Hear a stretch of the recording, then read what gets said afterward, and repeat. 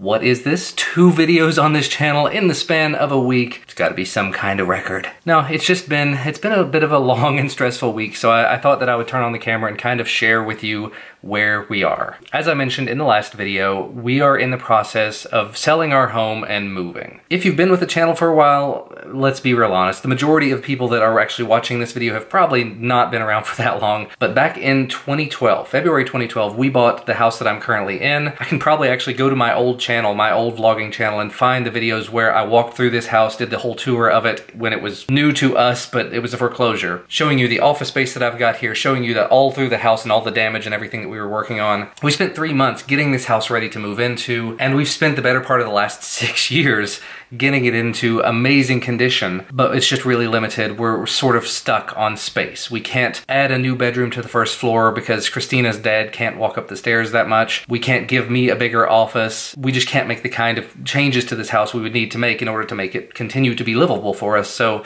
we have to find a place that's a little bit bigger. In doing that, of course, we found a house. It's great, but that means that we have to get our house into 100% ready for the buyer state, which we do already have a buyer. We've got contracts and everything, and they sent us a list of repairs that their inspector found. So yesterday was the day that we actually got almost all of the repairs done. We have a contractor we've used for a few things here and there. He basically redid our entire kitchen. He gutted it and remodeled it entirely. Beautiful kitchen. Redid the majority of one of our upstairs bathrooms, put us in a tiled shower. It's beautiful again. So when it came time and we had this little punch list of things that had to be done, Christina called him up and said, please come help us. And this man and his crew, they showed up yesterday. They did an absolutely amazing job. Within the span of like 4 hours, they got it done. We thought we were gonna have to offer the buyer a bunch of money so that they could take care of it. They didn't want that, so we ended up paying a lot less and had our contractor do some work. There's still a little bit more that has to be done. Specifically, there are a few windows that we have to replace or repair. Because I'm not sure if you're familiar with this process or not, but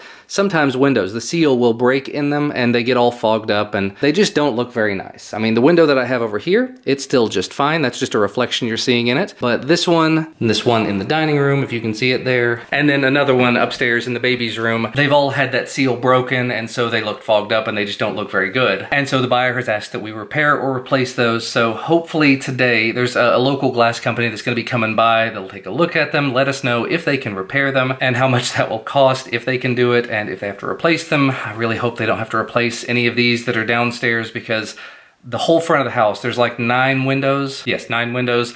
And so to replace 2 of them are going to make the other 7 look wrong. And I would hate to sell the house with 2 of the windows looking wrong, being newer, nicer windows, but it's gonna be really hard to match these. So anyway, that's one half of our struggle, one half of the stress that we're under at the moment is getting all of these things done before it's time to actually close and sell the house. The other side of it is the other house, the new house. Like I said, big, beautiful house, really nice neighbor. Actually, one of the best neighborhoods in the city that we live in, if not the best neighborhood, and it's kind of expensive, and it's kind of expensive to live there, but that's okay. The problem is the part of Kentucky that we live in, the ground underneath, there's a lot of cave systems, there's a lot of different types of rock, and as it turns out, the house that we're buying, as a result of that, has radon in it. There's a small percentage, tiny percentage of radon in the air you breathe every day. There's a small amount of radon in a lot of houses, and they say an acceptable level is 4. It's pi curies, I think is the, I don't know what the measurement is, but 4 is like the upper limit. They say if it's above 4, you absolutely have to treat it. The EPA requires that it get treated. And even at 4, they still recommend treatment. They want it like 2 or below or 0 if possible. And unfortunately, the house that we're buying, it was 13.2. They said that other houses in the neighborhood had been like 60 or higher, and then the neighbor to that house would have 0. And it just depends house to house. You can't tell what's underneath the house until you do this multiple day testing process. Some of the older inspectors leave these canisters there that get shipped off to a lab afterwards so they can be thoroughly examined. That's what my inspector did. Other ones, newer ones, use this electronic sensor that they keep plugged in for 2 days straight and take readings during that time. That's actually what the inspector who inspected this house did. No problems here. But the downside of that is that we have to have it mitigated. Right before I turned the camera on, I was actually on the phone with a guy that's hopefully going to mitigate it for us.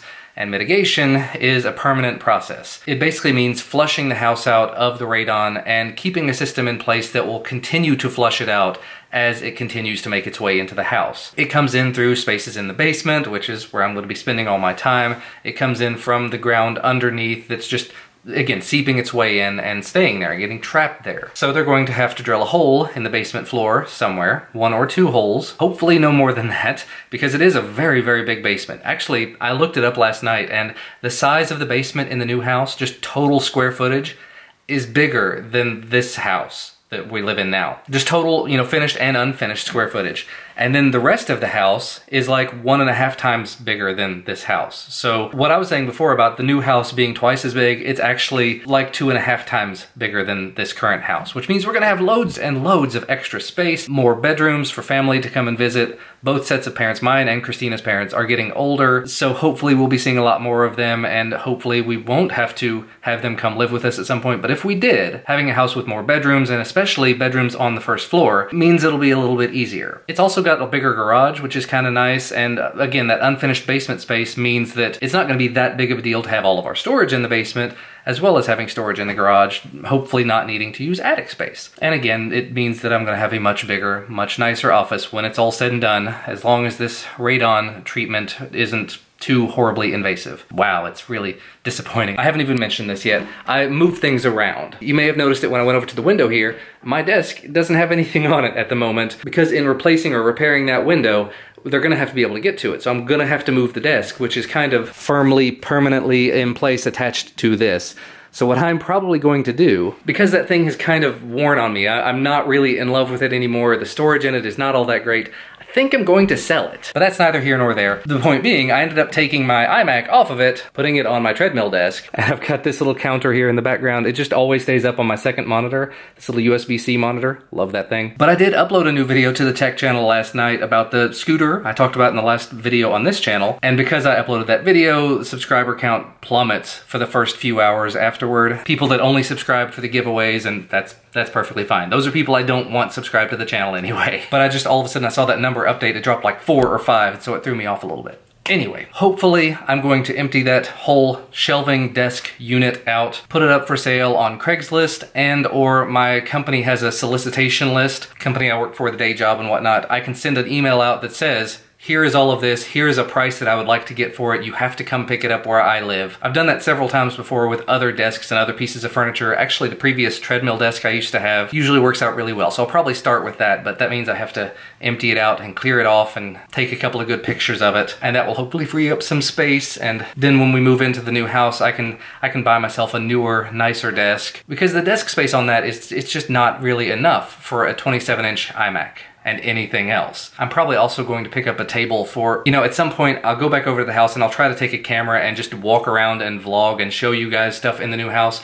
when we get closer to move-in time, obviously. Because I would like to sort of share my plans for my new studio, because without being able to see the space, it's really hard to imagine what I'm thinking about with it. So just the next time I'm over there, the next time I'm able to, I'll take a camera and I'll walk you guys around it. Because there's a lot of really neat potential there and a lot of storage. There's several closets in the room. And actually it has a potential to kind of be 2 areas, like an office space and then a separated filming studio setup that I might even be able to turn into 3 different sets, depending on how big I don't know. We'll see, we'll see. But yeah, so that is sort of the encompassing stress that we've been under for the last few days/weeks, coming to grips with the fact that we do still have to do some repairs to our home, and that's costing us out of pocket, because the buyer said, you know, if we're gonna buy it, we want these things fixed. And then the seller on the house that we're buying basically saying, you guys can buy the house, you're getting it much, much cheaper than it's actually worth, so you don't get anything fixed by me unless it's something that he said in the disclosure that wasn't actually fixed correctly, which we're dealing with that as well, a termite inspection and whatnot. So it's been loads and loads and loads of fun. And of course, moving my iMac up here means that anytime I want to use my desktop, I kind of have to be on the treadmill desk, which means I'm on here like walking and whatnot, which is good, helping with the weight, hopefully. I did go to the gym today. I have been going as much as possible, but I've also been sick, so that's loads of fun. So you can probably imagine going back and forth trying to sell and also buy a house, fixing both houses at the same time, being sick, having a day job, having a family, and trying to keep up with YouTube.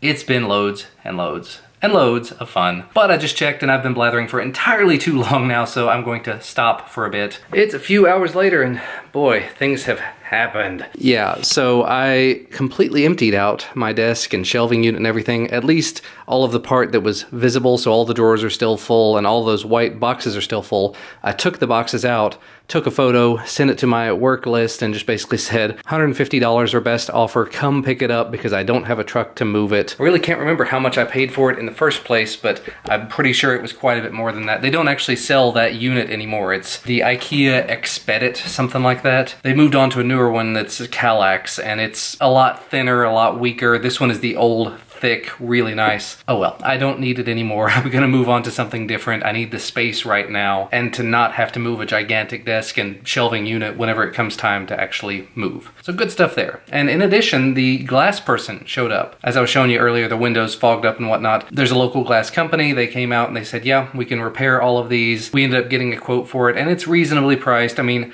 all in, between our contractor and the electrician and the glass and everything, we're gonna be coming in around $1,500 worth of repairs, which we were planning to offer a monetary settlement to the buyers that was quite a bit higher than that, so to be able to get it that way, I'm very good. Anyway, I've gotta clean up this mess. I can't handle it much longer. And several days later, we're back. In between the time when I was filming the last section and this, I did actually have a chance to go over to the new house and take a look around, met with the radon inspector and everything, the radon mitigator, walked through the entire plan, the process for dealing with the radon in the house. And while I was over there, I did manage to take like 30 seconds and go into what will be my new office and pan my phone camera around. So from this, you can see what it looks like currently. It has two really big closets, one on the left that I'm gonna use for storage, and then one on the right that I'm gonna use either for more storage or as like a mini product photography studio. I think that would be kind of cool. It's shaped kind of funny, so I could very easily fit a table and cameras and lights and stuff in there, but it would still be closed off enough that it would probably be useful. And then the area of the room that kind of angles off to the side that you can see, that's what I'm planning to use as my filming studio. It's like 13 by 9, maybe a little bigger than that. So it's not a massive room, but I can very easily, where that pole is sticking down, I can block that whole wall off and have like a little soundproofed room that I can just film in. And that'll be all that I do in that room, is just film stuff. Possibly even paint the walls different colors for different sets and different layouts. I'm very, very excited about this. And depending on how things go in the next few days, we've been talking with my parents and inheritance stuff, retirement stuff, all kinds of things going on with my parents. They may be able to help us out just very temporarily with a short-term loan until this house gets sold to allow us to get into the new house sooner so that we can mitigate the radon, we can deal with any other issues that arise, as well as fully moving in before we close on this house, so we're not forced out on the same day that we sell this. And I think that's probably where I'm gonna wrap it up. There's a lot of stuff going on that's house related, and I just kind of wanted to impart it all and give you these latest updates on it. We're very, very excited and very, very, very stressed out. I'm trying to get as much done as I can for my day job and for making videos and for family, just always family. And also let me know what you think about this lens that I'm using on the camera, this latest section here. I switched over to using the Sigma 16mm f1.4. The problem with it is that it has some autofocusing noise that you can probably hear if I stop talking, which is something I don't do. It's just grinding a little bit. On a camera with a microphone, it's not really a big deal. I've been using this lens for the majority of the videos I do over on the tech channel for probably a month now, meaning like 4 videos, because I haven't been putting out many. Absolutely love the video quality I can get out of it though. So I guess let me know what you think about that. Let me know what you think about any of the housing related stuff. If you have any experience with radon in your home. And UPS appears to be pulling up right now, so I should probably go deal with that. Or UPS or FedEx or something. So thanks for watching. We'll see you very soon, hopefully. Bye guys.